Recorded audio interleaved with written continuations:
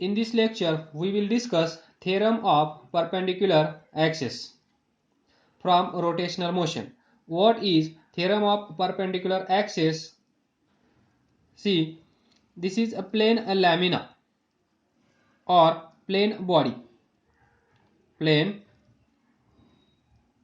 body, we can say 2D plane. This theorem is not applicable for 3D. Next, see, this is plane body.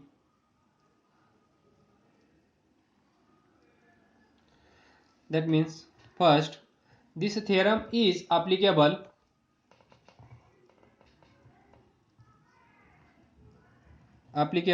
to plane bodies only. Plane bodies only, that is 2D shape. पहा इथे एक axis असेल, हा point consider करा. This is X axis and this is Y axis and this is Z axis. X Y Z हा plane. आणि second condition, ही जी बॉडी आहे ही बॉडी एक्स अँड वायला कशी असली पाहिजे, म्हणजे ही बॉडी एक्स आणि वायच्या प्लेनमध्ये असली पाहिजे. Body should be in plane of x y. X Y प्लेनमध्ये ही बॉडी एक्स वाय प्लेनमध्ये ही बॉडी असली पाहिजे. त्यानंतर झेड ॲक्सिस हा कसा असला पाहिजे, परपेंडिक्युलर टू दिस बॉडी. पहा एक्स वाय प्लेनमध्ये ही बॉडी आहे. त्यानंतर झेड ॲक्सिस या बॉडीला परपेंडिक्युलर आहे. या दोन कंडिशन सॅटिस्फाय झाल्या पाहिजेत. Next, x and y axis be chosen in the plane of body and z axis perpendicular to this body. Number 2, plane should be in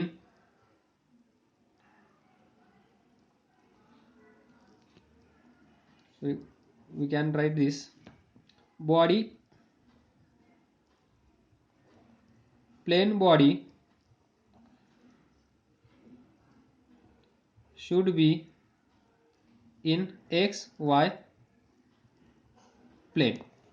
This plane body should be in xy plane and z axis should be perpendicular to plane of body or xy plane. Short मध्ये आपण असं लिहू शकतो, here x y and z are mutually perpendicular to each other. Short मध्ये आपण काय म्हणू शकतो, x axis, y axis and z axis are perpendicular to each other. mutually perpendicular to each other he condition असली पाहिजे. Now see, इथे एक point consider करा, point P in x y plane. त्या पॉइंटचं मास कन्सिडर करा dm अँड त्या पॉइंटचं distance इथून consider करा r. It is dm mass of this particle or mass of this point. Next, rb the perpendicular distance from z axis. पहा हे r distance जे आहे ते एक्स वाय प्लेन मध्ये आहे. जर r हे डिस्टन्स एक्स वाय प्लेन मध्ये असेल तर ते z ला कसा असेल, z पासून कसा असेल, perpendicular distance. that is rb the distance from z axis P point, P particle. तर पहा, and in last lecture we have seen that if this is axis A, B and particle is here having mass dm and perpendicular distance r, then what is moment of inertia about this line AB is product of its mass and square of its perpendicular distance, that is r square. dm r square is moment of inertia of this particle about this axis.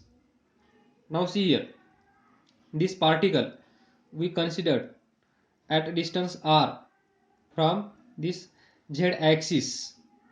तर याला आपण असं लिहू शकतो का? बाकी ते काहीच नाही असा विचार करा, फक्त इथे तुम्हाला एवढंच दिसत आहे, ए बी म्हणजे झेड ॲक्सिस आणि हा पार्टिकल म्हणजे पी, हा पी. अगोदर हे क्लिअर करून घ्या, पी पॉइंट एक्स वाय प्लेनमध्ये आहे, पी पॉइंट एक्स आणि वाय प्लेनमध्ये आहे. एक्स ॲक्सिस झेडला कशी आहे? परपेंडिक्युलर. वाय ॲक्सिस झेडला कशी आहे? परपेंडिक्युलर. तर आर हे डिस्टन्स या झेडला कसा असेल? परपेंडिक्युलर. तर मग पहा, हा पी पॉइंट म्हणजे हा particle and this perpendicular distance means this and this z axis means this AB.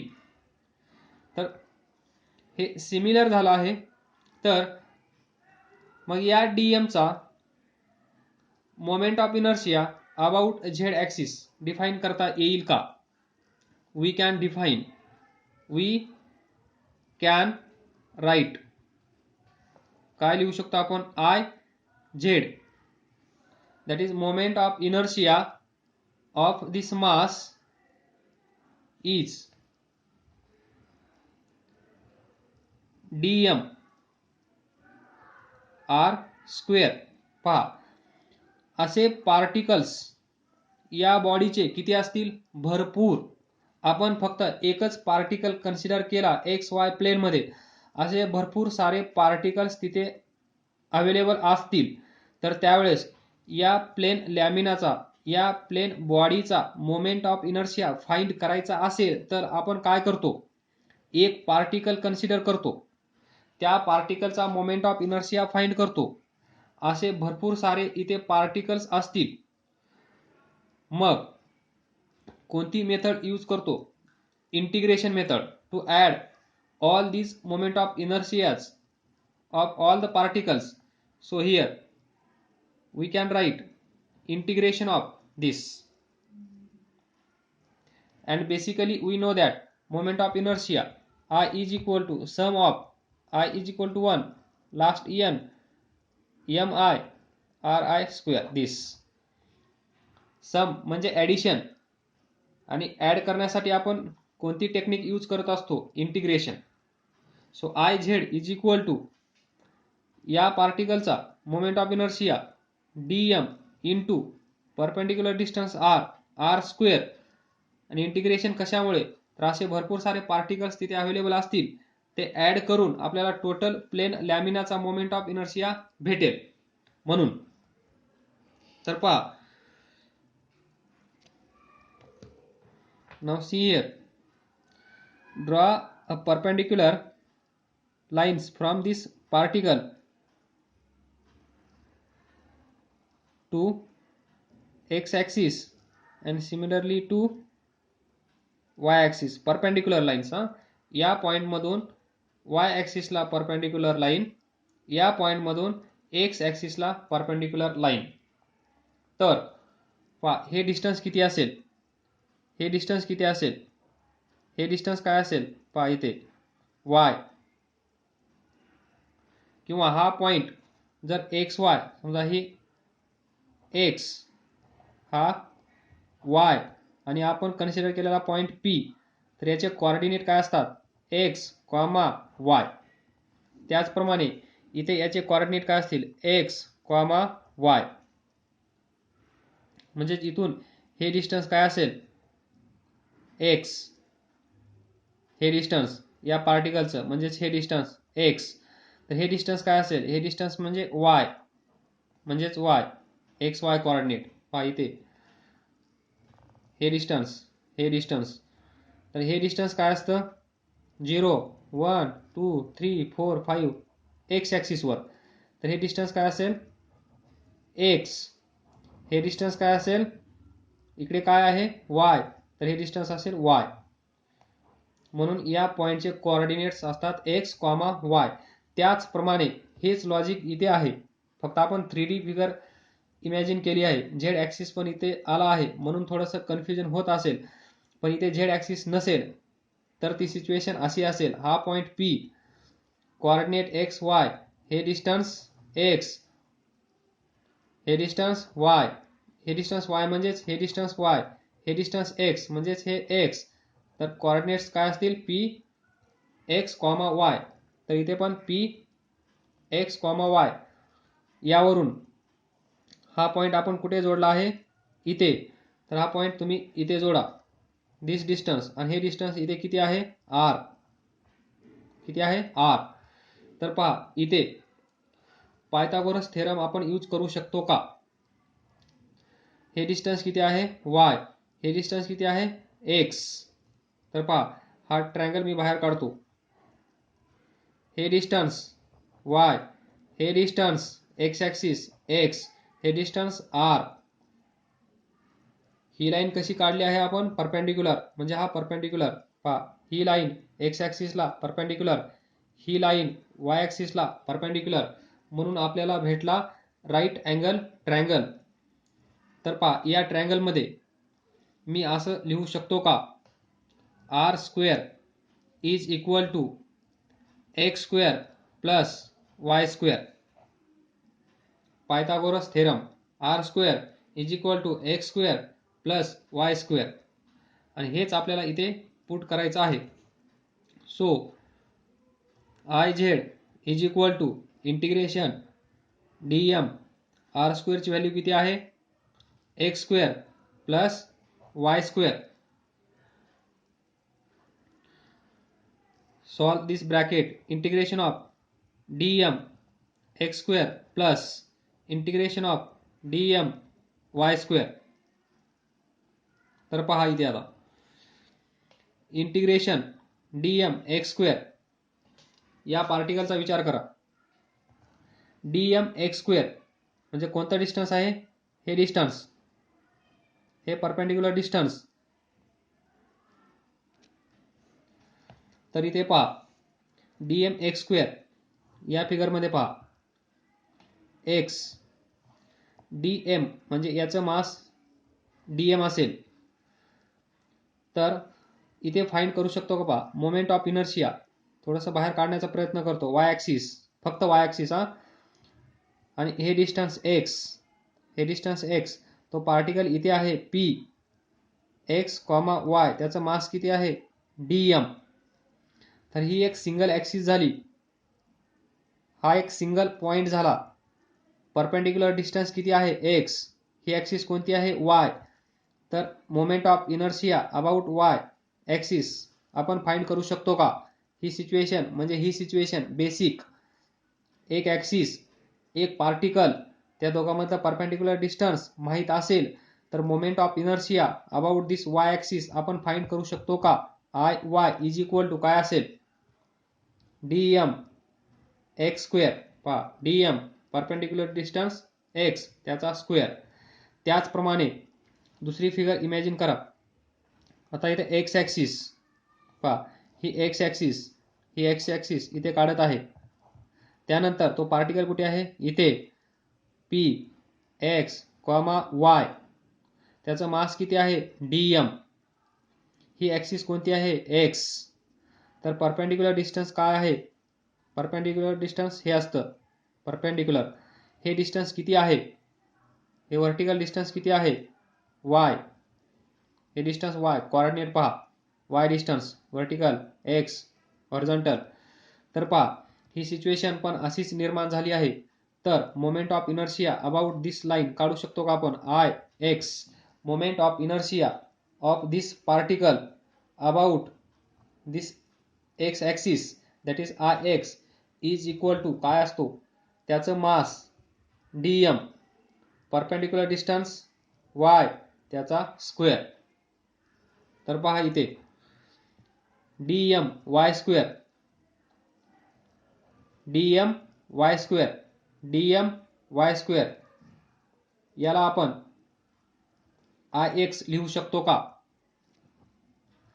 पहा, हा एका पार्टिकलचा मोमेंट ऑफ इनर्शिया एवढा असेल, असे सर्व पार्टिकल्स असतील, त्यांचा moment of inertia about y axis काढायचा असेल तर काय करावं लागेल? इंटिग्रेशन. त्याचप्रमाणे या पार्टिकलचा moment of inertia about x axis असे भरपूर सारे पार्टिकल्स असतील, तर टोटल मोमेंट ऑफ इनर्शिया आपण कसा काढणार? By taking integration. So now see here this equation, integration of dm x square, integration of dm x square त्याला आपण आय वाय लिहू शकतो का? इथे पहा, हे आणि हे सेम आहे, तर पहा याला आपण आय वाय लिहू शकतो. इथे x असेल तर इथे आय वाय असेल, 100% लक्षात ठेवा. Plus plus plus integration of dm y square, integration of dm y square काय लिहू शकतो? I x. And this is the perpendicular axis theorem. iz is equal to I y plus I x, iz is equal to I x plus I y. याचा अर्थ काय समजून घ्या. या plain बॉडीमध्ये पहा, एक्स ॲक्सिस ही आहे, वाय ॲक्सिस ही आहे. जर आपल्याला moment of inertia about x axis माहीत असेल, जर आपल्याला moment of inertia about y axis माहीत असेल, तर moment of inertia about z axis आपण फाइंड करू शकतो. आणि तो कसा? त्याचा आन्सर असेल असा, I Z is equal to moment of inertia about x axis माहीत आहे, moment of inertia about y axis माहीत आहे, या दोघांची सरळ सम करायची, तुम्हाला भेटेल moment of inertia about z axis. याला म्हणतात परपेंडिक्युलर ॲक्सिस थेरम और थेरम ऑफ परपेंडिक्युलर ॲक्सिस. हे डिस्कशन समजलं नसेल तर जरूर विचारा, हे महत्त्वाचं आहे. याच्यावर जास्त क्वेश्चन येणार नाहीत. याच्या पुढचा थेरम असेल पॅरलल ॲक्सिस थेरम, तो खूप महत्त्वाचा आहे. पहा, हा थेरम कुठे ॲप्लिकेबल असेल? Only and only 2D planes. X Y z axis एकमेकांना कसे असले पाहिजेत? X axis, y axis, z axis हे तिघं एकमेकांना कसे असले पाहिजेत? Perpendicular, mutually perpendicular to each other. आणि या एक्स वाय प्लेनमध्ये कुठेही एक पॉईंट कन्सिडर केला P, त्याचे कोऑर्डिनेट्स एक्स वाय. इथून आपण इकडे परपेंडिक्युलर लाईन काढली, इथून इकडे आपण परपेंडिक्युलर लाईन काढली. हे डिस्टन्स असेल y, पहा हे डिस्टन्स y म्हणजे हे डिस्टन्स y, हे डिस्टन्स x म्हणजे हे डिस्टन्स x. तर याला थोडंसं स्प्लिट करून, वेगळं दाखवून, सिंगल पार्टिकल मध्ये कन्वर्ट करून त्यांचा मोमेंट ऑफ इनर्शिया कसा काढायचा हे आपल्याला माहीत आहे. त्यानुसार आपण मोमेंट ऑफ इनर्शिया काढला आणि या फिगरला मॅच करण्याचा प्रयत्न केला. आणि अशा प्रकारे आपण हे छोटंसं डेरिव्हेशन पाहिलं परपेंडिक्युलर ॲक्सिस थेरमचं. लास्ट बट नॉट लिस्ट, पहा याच्यामध्ये काही आपण नवीन केलं नाही. हे ॲक्सिस असेल, इथे पार्टिकल असेल, त्याचं मास dm असेल, परपेंडिक्युलर डिस्टन्स r असेल, ही कुठली तरी अननोन ॲक्सिस असेल, तिला आपण AB म्हणूया. तर moment of inertia about AB कसा डिफाइन करतो?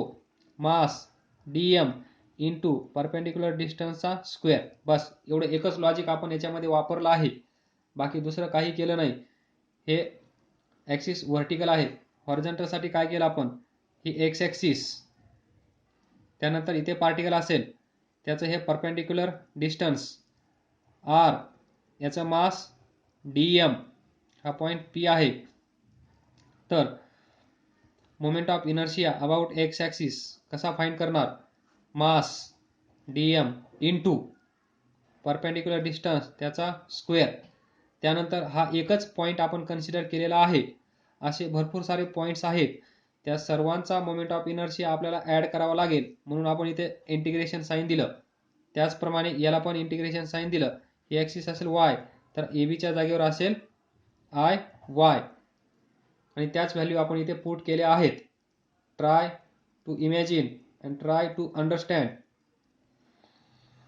तरी पण नाही समजला असेल तर clear your doubts today itself.